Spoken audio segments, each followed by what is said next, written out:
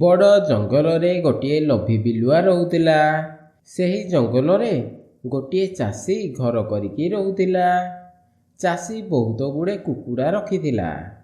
ଆଉ ସେହି ଅଣ୍ଡା ବଜାରରେ ବିକ୍ରି କରି ତାର ପେଟ ପୋଷୁଥିଲା।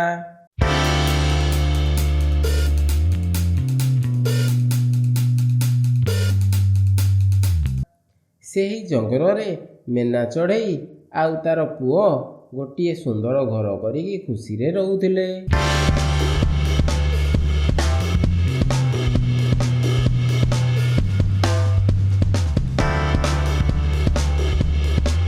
ବିଲୁଆ ଥରେ ଜଙ୍ଗଲରେ ବୁଲୁଥିଲା। ତାକୁ ଗୋଟିଏ ବି ଶିକାର ମିଳିଲା ନାହିଁ।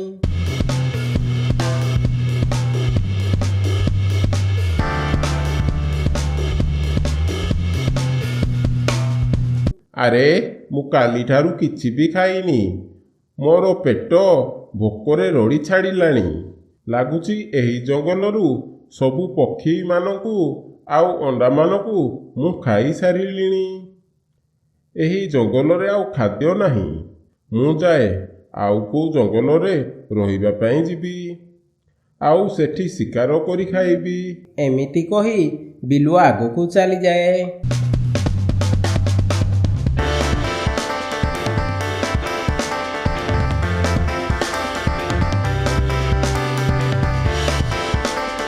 କିଛି ଆଗକୁ ଗଲା ପରେ ଦେଖେ ଗୋଟିଏ ବୁଢ଼ା ଚାଷୀର ଘରେ ଢେର ସାରା କୁକୁଡ଼ା ଅଛି।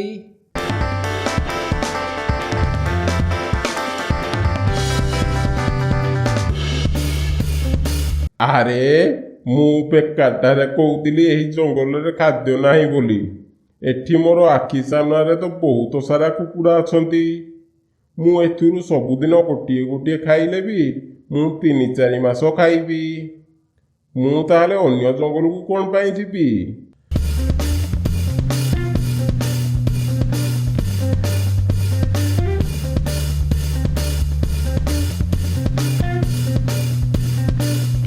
ଏମିତି କହି ବିଲୁଆ ଚାଷୀ ଘର ପାଖକୁ ଗଲା। ଆଉ ସେଥିରୁ ଗୋଟିଏ କୁକୁଡ଼ା ମାରିଦେଲା। ସେହି କୁକୁଡ଼ାକୁ ସେଠି ଖାଇବାକୁ ଲାଗିଲା।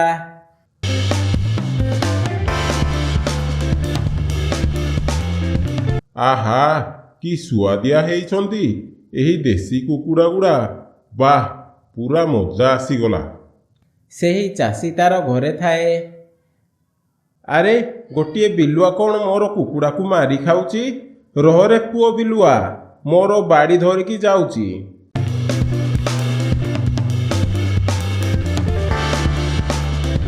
ଏମିତି କହି ଚାଷୀ ବିଲୁଆ ଆଡ଼େ ବାଡ଼ି ଧରିକି ମାଡ଼ି ଆସେ।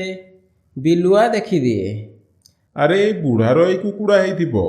ବୁଢ଼ା କ'ଣ ମରିଆଡ଼େ ବାଡ଼ି ଧରିକି ମାଡ଼ି ଆସିଲାଣି? ବୁଢ଼ା ଯେଡ଼େ ବଡ଼ ବାଡ଼ି ଧରିଛି, ଯଦି ମୋତେ ଗୋଟିଏ ପାହାର ଦେବ ତାହେଲେ ମୋର ଅଣ୍ଟା ଭାଙ୍ଗିଯିବ। ବିଲୁଆ ସେହି କୁକୁଡ଼ା ଧରି ସେଠାରୁ ଦୌଡ଼ିବାରେ ଲାଗେ।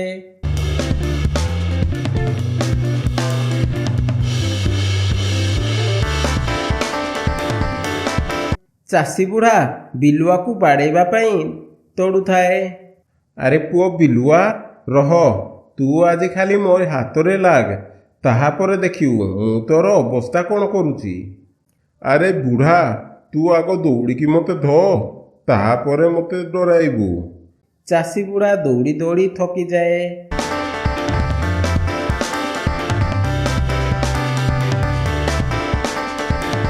ଆଉ ପଛକୁ ତାର ଘରକୁ ଫେରି ଆସେ।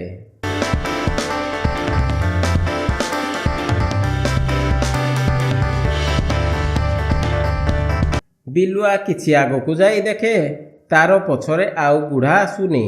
ସେଠାରେ ବିଲୁଆ ରହି ସେହି କୁକୁଡ଼ାଟିକୁ ଖାଏ।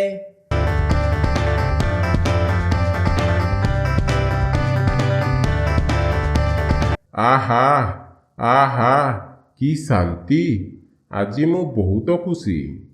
ମେନା ଚଢ଼େଇ ଆଉ ତାର ପୁଅ ଘରେ ଥାଆନ୍ତି। ମେନା ଚଢ଼େଇର ପୁଅର ଦେହ ଟିକେ ଖରାପ ଥିଲା। ମେନା ଚଢ଼େଇ ତାର ପୁଅକୁ କୁହେ, ଆରେ ପୁଅ, ତୋର ଆଜି ଦେହ ଭଲ ନାହିଁ, ତୁ ଘରେ ଥା। ତୁ ଆଜି ମୋରି ସାଥିରେ ଖାଦ୍ୟ ପାଇଁ ଜଙ୍ଗଲକୁ ଯା ନାହିଁ। ମୁଁ ତୋରି ପାଇଁ ଖାଦ୍ୟ ଆଣିଦେବି। ଆଉ ହଁ, ମୁଁ ଗଲା ପରେ ତୁ ଭେତର ପଟୁ କବାଟ ଦେଇଦେବୁ। ଯିଏ ଡାକିଲେ ବି ତୁ କବାଟ ଖୋଲିବୁ ନାହିଁ କି କାହାରି କଥା ଶୁଣିବୁ ନାହିଁ। ମୋରି ସ୍ୱର ଶୁଣିଲେ ଯାଇ କବାଟ ଖୋଲିବୁ। ନହେଲେ ଏହି ଜଙ୍ଗଲରେ ଗୋଟିଏ ଚାଲାକ ବିଲୁଆ ଅଛି। ସିଏ ଶିକାର କରିବା ପାଇଁ କିଛି ବି କରିପାରେ। ତୁ ସତର୍କରେ ଥିବୁ। ଆଉ ମୁଁ ଯାହା କହିଲି ମୋରି କଥା ମାନିବୁ। ମା, ମୁଁ ତମ କଥା ସବୁ ମାନିବି। ତମେ ଆରାମସେ ଯାଅ, ଖାଦ୍ୟ ଧରିକି ଜଲ୍ଦି ଚାଲି ଆସିବ। ମୁଁ ଆଜି ଘରେ ଏକୁଟିଆ ଅଛି। ତାହାପରେ ମେନା ଚଢ଼େଇ ଉଡ଼ିକି ଚାଲିଯାଏ।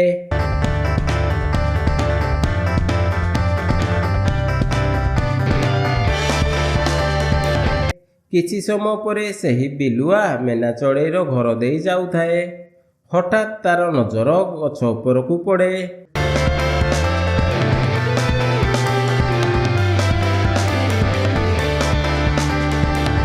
ଆରେ, ଏଠି କ'ଣ ଗୋଟିଏ ପକ୍ଷୀ ବସା କରିକି ରହିଛି?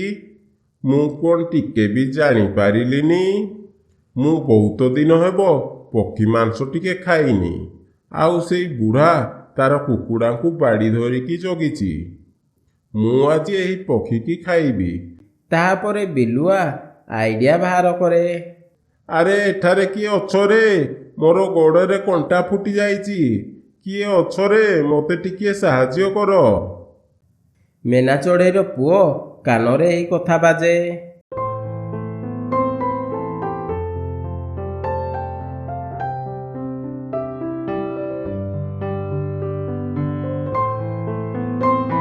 ଆଉ ସିଏ ବାହାରକୁ ଆସି ଦେଖେ ଗୋଟିଏ ବିଲୁଆ ସାହାଯ୍ୟ ମାଗୁଛି। ମୋର ମା କହିଥିଲେ ଯିଏ ବିପଦରେ ଥିବ ତାକୁ ସାହାଯ୍ୟ କରିବା କଥା। ମୁଁ ଯାଏ ଏହି ବିଲୁଆକୁ ସାହାଯ୍ୟ କରିବି। ଏମିତି ଭାବି ତଳକୁ ଆସିବା ପାଇଁ ବାହାରିଲା।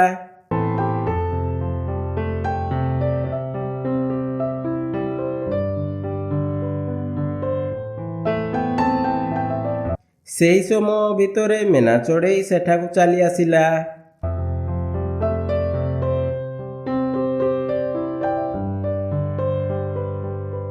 ଆରେ ପୁଅ, ରହିଯା ସେଠି। ତୁ ତଳକୁ ଯା ନାହିଁ। ଏ ବିଲୁଆ ଭଲ ନୁହେଁ। ସେ ତୋତେ ଠକିକି ତଳକୁ ଡାକୁଛି। ତୁ ତଳକୁ ଗଲା ମାତ୍ରେ ସେ ତୋତେ ଶିକାର କରିନେବ। ଆରେ ଏ ବୋକା ବିଲୁଆ, ତୁ କ'ଣ ଭାବିଛୁ ମୋର ଆଖି ସାମ୍ନାରେ ମୋର ପୁଅକୁ ମାରିଦେବୁ? ମୁଁ ତୋର ଚାଲାକି ଜାଣିପାରିବିନି। ଯା ଏଠାରୁ, ନହେଲେ ତୋର ଉପରେ ମୁଁ ଏଠାରୁ ଗୋଟିଏ କାଠ ପକାଇବି। ଆରେ, ଏହି ପକ୍ଷୀମାନେ ତ ବହୁତ ଚାଲାକ। ହଉ, ମୁଁ ଆଜି ଯାଉଛି। ତମ କଥା ଆଉ କେବେ ବୁଝିବି। ଏମିତି କହି ବିଲୁଆ ସେଠାରୁ ଚାଲିଯାଏ।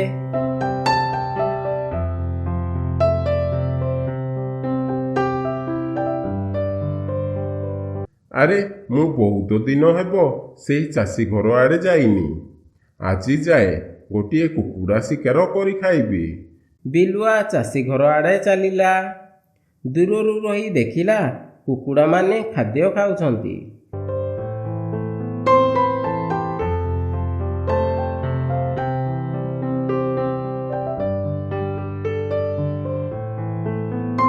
ବିଲୁଆ ଧୀରେ ଧୀରେ କୁକୁଡ଼ାମାନଙ୍କ ପାଖକୁ ଗଲା।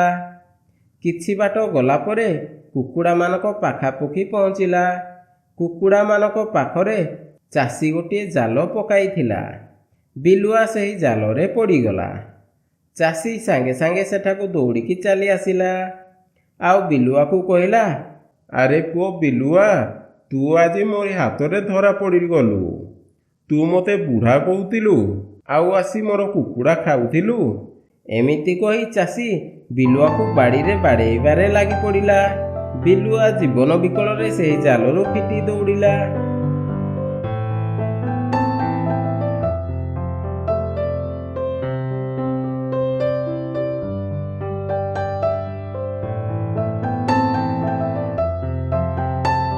ଘୁଷୁରି ଘୁଷୁରି କିଛି ବାଟ ଗଲା। ଆରେ ବୁଢ଼ା, କି ମାଡ଼ ଦେଲା! ମୋର ଅଣ୍ଟା ଭାଙ୍ଗିଗଲା। ମୁଁ ଆଉ ବୁଢ଼ାର ବଗିଚାକୁ କେବେ ବି କୁକୁଡ଼ା ଖାଇ ଆସିବି ନାହିଁ। ଏମିତି କହି ବିଲୁଆ ଧୀରେ ଧୀରେ ସେଠାରୁ ଚାଲିଯାଏ। ଏହିପରି ନୂଆ ନୂଆ ଭିଡ଼ିଓ ଦେଖିବା ପାଇଁ ଆମ ଓଡ଼ିଆ କାର୍ଟୁନ ବାର୍ଡ଼ ଚ୍ୟାନେଲକୁ ଲାଇକ୍, ସବସ୍କ୍ରାଇବ୍ ଆଣ୍ଡ ସେୟାର କରନ୍ତୁ ଓ ନୂଆ ନୂଆ ଭିଡ଼ିଓ ଦେଖନ୍ତୁ।